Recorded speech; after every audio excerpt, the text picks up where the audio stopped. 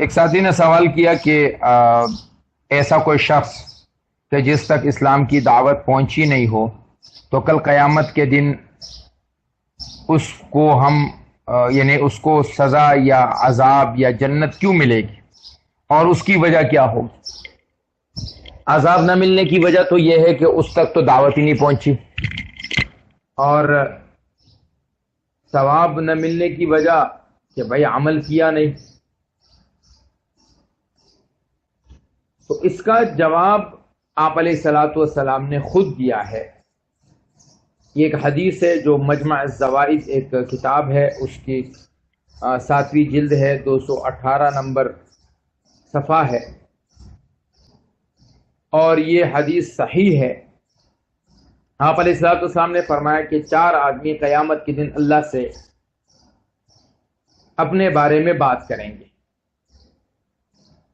ایک بہرا، ایک پاگل، ایک انتہائی بوڑھا، اور ایک وہ آدمی کہ جس تک اسلام کی دعوت نہیں پہنچی۔ بہرا کہے گا یا اللہ اسلام آیا اور میں کچھ سن ہی نہیں پا رہا تھا۔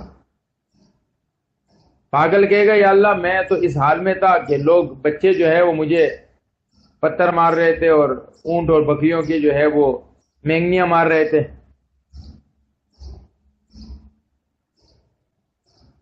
اور بوڑھا کہے گا یا اللہ میں ایسے حالت میں تھا جب اسلام آیا کہ میں کچھ سمجھ ہی نہیں رہا تھا، عقل میری ختم ہو چکی تھی۔ اور جس کے پاس دعوت نہیں گئی ہے وہ یہ کہے گا یا اللہ میرے پاس آپ کے رسول نہیں آئے ہیں، ما آتانی لک رسول، میرے پاس آپ کے کوئی رسول نہیں آئے کہ میں ان کی باتوں کو لیتا اور اس پر عمل کرتا، اور پھر اس عمل کے بعد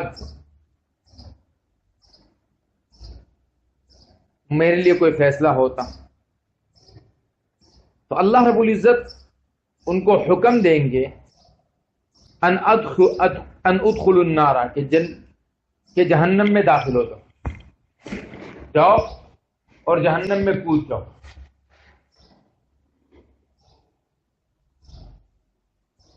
فوالذی نفسی بیدہ، اللہ کے نبی نے فرمایا جس ذات کے ہاتھ میں میری جان ہے، لو دخلوہا، اگر وہ اس جہنم اس آگ میں داخل ہو جائے، کانت علیہم بردن و سلاما، تو وہ ان کے اوپر جو ہے وہ ٹھنڈی ہو جائے، سلامتی والی ہو جائے۔